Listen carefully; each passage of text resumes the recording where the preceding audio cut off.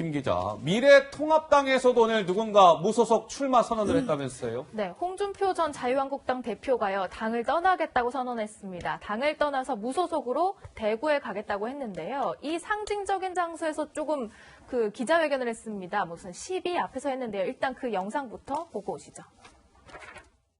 저는 지난 25년간 몸담았던 정당을 떠나 대구 수성구를 지역구에 출마하고자 합니다. 한 번도 당을 떠난 적이 없는 저로서는 잘못된 협작 공천과 대선 경쟁자 천액이라는 인부 세력의 순한 업무 때문에 잠시 당을 떠나 당야로 나가고자 합니다. 총선에서 승리하는 게 바로 복당하겠습니다. 탈당이라고 해봐야 불과 40일에 불과합니다. 당으로 돌아가 공천 과정에서 나타났던 잘못된 행태를 따라잡고 2022년 정권을 반드시 대구로 가지고 오겠습니다. 대구의 아들 홍준표가 앞으로 국물을 세실 것을 약속드립니다. 자, 홍준표 전 대표 이제 결국 무소속 출마를 선언한 거죠. 대구 수성을 지역에 말이죠. 근데 오늘 이 황교안 향한 응원 아닌 또 응원의 메시지를 남겼는데 홍준표 전 대표가 김영호 막천에 속고 비례대표 공천은 한선교 의원에게 배신당하고 종로에서는 이낙연에게 밀리고 배현진 후보 외에는 현재 접전지에서 이기는 사람이 없으니 그러면서 그래도 힘내십시오. 뭐 사실 뭐 응원이 아니라고 봐야 될 것 같은데 우리 이 소장께서 어떻게 보세요? 앵커께서 말씀하셨듯이 뭐 응원은 아니죠. 네. 쉽게 얘기하면은 좀 점잖게 야유를 보낸 거라고 그렇게 보여지죠. 더군다나 이제 그 무소속 출마하는 그 배경이 그 이상화 시인의 그 빼앗긴 데도 봄은 오는가라는 그 시비 앞에서 했단 말이에요. 아, 아까 그 김 기자가 얘기한 시비. 예. 아, 그래 그거군요. 그게 이제 대구 그 수성에 굉장히 이제 중요한 그 뭐 랜드마크라 그럴까요? 그런 예. 장소 앞인데 저는 홍준표 대표에 대해서 지난번에 말씀드렸듯이 대통령 후보까지 지내신 분이 국회의원 한 번 더 하려고 하시나 하는 그런 의문이 자꾸 들어요. 그게 아니라면은 오히려 깔끔하게 당에서 어쨌든 간에 본인에 대해서 예를 들어가지고 처음서부터 수도권에 험지 좀 해달라.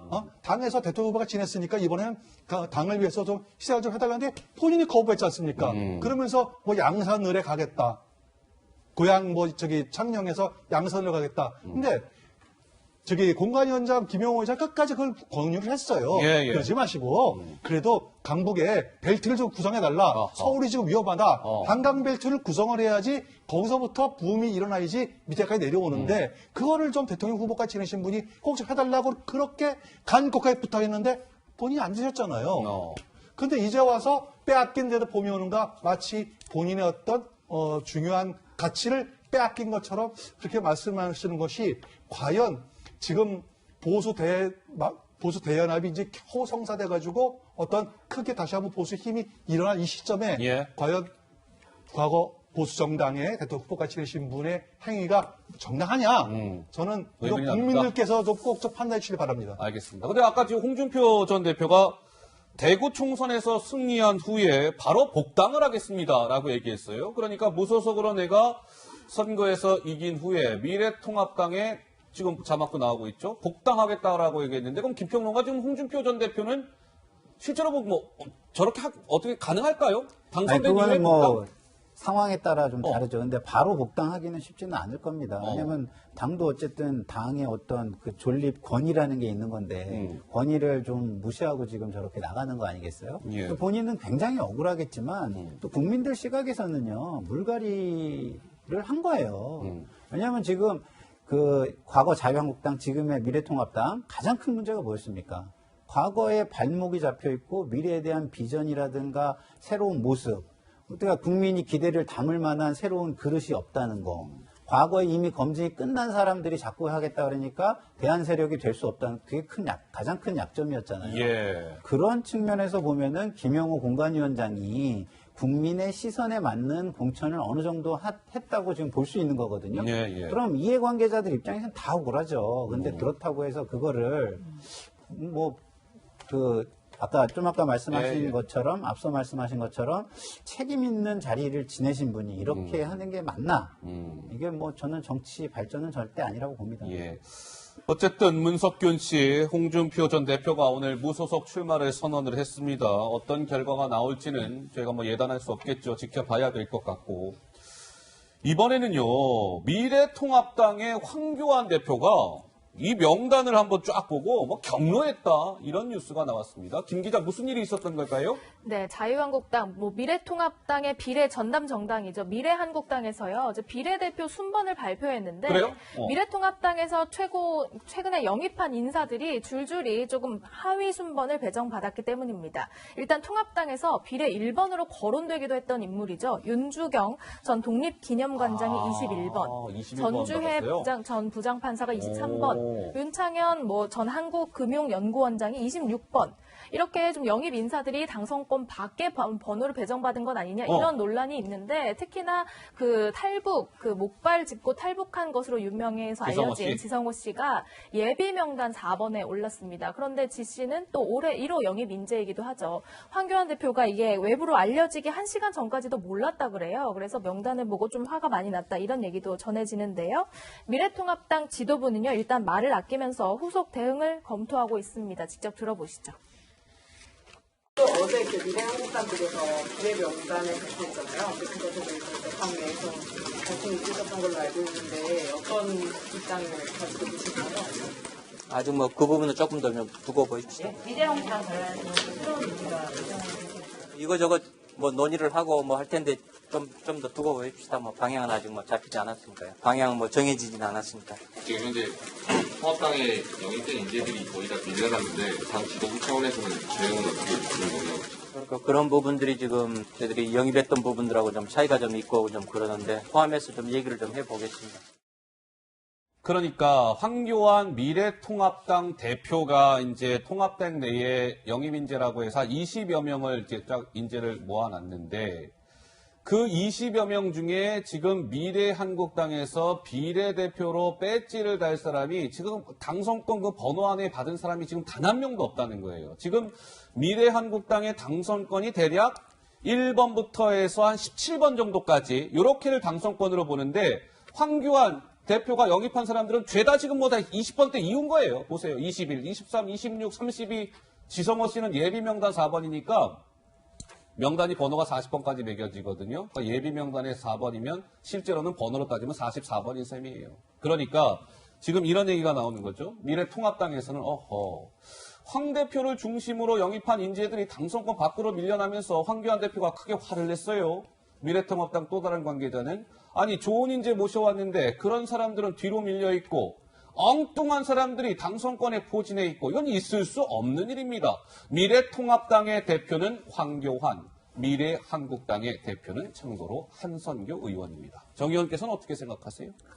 글쎄, 저도 좀 들으면서 어떻게 저런 일이 벌어질 수 있을까 개인적으로 그런 생각을 했는데요. 일단 황교안 대표가 몰랐다는 거잖아요. 네, 1시간 전에 알았답니다. 근데 사실은 한선교 대표는 황교안 대표가 그 당으로 어쨌든 임명해서 보낸 거 아닙니까? 그런데 뒤통수 맞았다는 얘기까지 나오더라고요. 이게 사실이라면 이 이야기를 듣는 사람들이 뭐라 그럴 것 같으세요? 황교안 대표의 리더십에 문제가 있다라고 말할 것 같아요.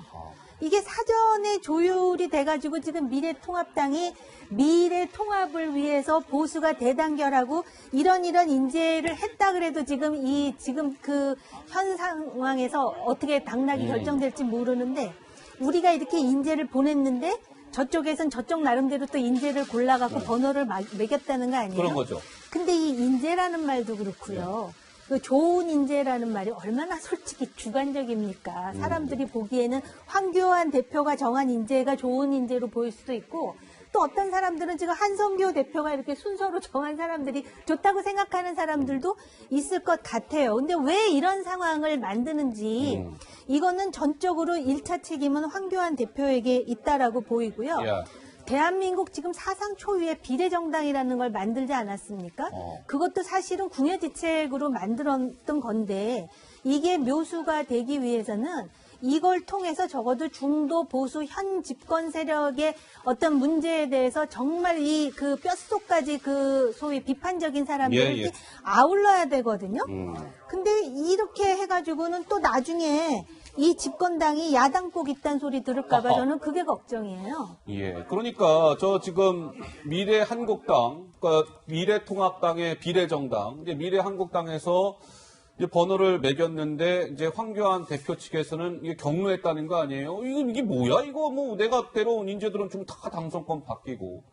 그러니까 이제 미래통합당 최고위원회의에서 이거를 추인을 해야 되는데 결국 오늘 추인이 또 안 됐답니다. 그러니까 미래한국당에서 번호를 쭉 매긴 게 아직 이제 픽스가 됐다. 이렇게는 이제 보기 어려운 상황인데 그럼 김상일 평론가 보시기에는 이게 지금 어떻게 보면 어느 좀 접점을 찾을까요? 그래서 접점을 찾을까요? 결국에는 네. 어떤 방식으로든 찾아야만 하는 상황이에요. 왜냐하면 그 이것을 추인하는 최고위의 구성이 한성교 대표 외에 나머지 4명은 사실상의 그 황교안 대표의 대리인격인 사람들이 지금 구성이 돼 있거든요. 어허. 그럼 이게 추인이 될 수가 없잖아요. 추인이 될 수 없죠. 추인이 될 수가 없으면 어떻게 해요, 이거? 어떻게 해요? 그러면 명단을 선관위에 제출을 못 하잖아요. 어. 그러면 결국에는 어디선가는 접점이 나와야 돼요. 이게. 그렇기 때문에 이거는 당연히 접점을 나와야 되는데 문제는 뭐냐면 좀 아까 리더십의 타격을 말씀하셨는데 이건 리더십의 타격 정도가 아니라 완전히 망신을 당한 거예요. 이거는. 황교안 대표 완전히 망신을 당한 거예요. 예. 이게 정치 초보다 결단력이 부족한 뭐 세모 리더십이다 이런 얘기 되게 많이 들었잖아요. 그런데 저희가 정치권에 오래 있는 사람들은 그 뭐 소위 말하는 그 정치권 말로는 선수라고 하는데 뭐 전문 용어로는 폴리티컬 머신이라는 게 있잖아요.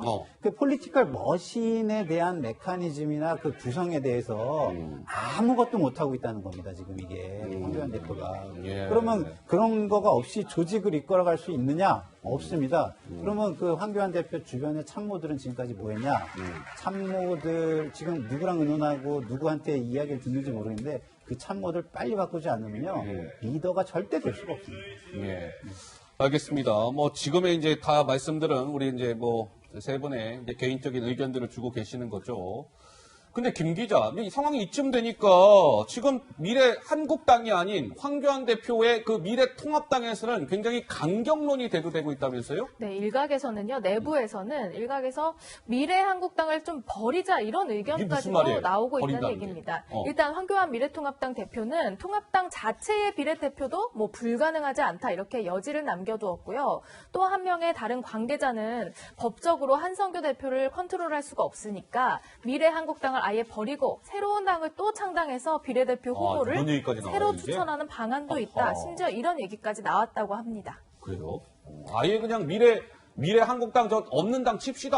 그리고 그냥 미래통합당이 지금 새로운 또 뭐 비례당 같은 거 만들어서 우리 좋은 사람들 이렇게 해갖고 비례대표 우리 배지 달아줍시다. 이런 얘기까지 나온다는 거예요? 우리 정의원. 예. 제가 짧게 말씀드리려고 그러는데요. 조금 전에 홍준표 대표가 그 황교안 대표를 응원한다 그러면서 조롱 섞인 그런 글을 올리지 않았습니까? 예. 그리고 지금 황교안 대표 같은 경우는 어찌됐든 지금 이거를 일단 유보를 시킨 거는 사실은 결정적인 상황에서 영향력을 행사할 수 있다는 거예요. 근데 사전에 조율이 안 되고 이렇게까지 했잖아요. 그래 놓고 이제 와서 또 만든 당을 없앤다? 이거 굉장히 무책임한 얘기예요. 어찌됐든 간에 예. 전후 좌우의 어떤 그런 상황에 대해서는 정확하게 우리가 모른다 치더라도 이게 왜 그러냐 하면은 소위 당의 소위 나름대로 지분이 있다고 하는 분들이 예. 이 당이 자기 거라고 생각하면 안 돼요. 지금 역사적인 순간에 있어요. 이 보수가 연합해서 해야 될 일이 있는데 이게 지금 목전에서 뭔 일을 벌이는 건지 전 이해가 안 가요. 예. 근데 저게요, 아까도 어. 제가 최고의 구성 이야기를 했잖아요. 예. 구성 얘기를 했는데 사실상 사회권이랑 이런 것, 진행할 수 있는 권한, 의장으로서의 사회 권한을 한성교 대표가 가지고 있는 거잖아요. 네. 근데 나머지 4명은 전부 다 황교안 대표의 대리인이에요. 근데 사실상 이 사회권만 가져오면요, 나머지 4명 가지고도 의결이 가능하거든요. 예. 그렇기 때문에 제가 볼 때는 지금 저 안에서 풀 수 있는 방법을 황교안 대표가 찾아야지. 아까도 제가 폴리티컬 머신이라고 그랬는데 예. 그런 메커니즘을 잘 이용해서 찾지 안 그러면 정 의원님 말씀대로 저거는 망신에 한 번 더 망신을 당할 수도 있습니다. 알겠습니다. 어쨌든 비례 배지를 두고 이제 통합당 내에 약간의 좀 논란 이런 게 있는 거죠. 참고로 비례대표 의석수는 총 47석입니다. 47명의 비례대표 배지가 있는 거예요. 253개가 지역구 배지고 그런 것이죠. 그런 건데 모르겠어요. 이제 일각에서는 미래한국당이 쭉 1번부터 이제 40번까지 번호 매겼잖아요. 그리고 황교안 대표의 생각이 좀 다른 거잖아요. 뭐 몇 명 정도를 이렇게 황교안 대표 측이 원하는 사람을 좀 당선권에 배치를 시키고 이렇게 좀 접점을 찾지 않겠느냐 뭐 이런 전망이 나오는데 한번 지켜보도록 하겠습니다.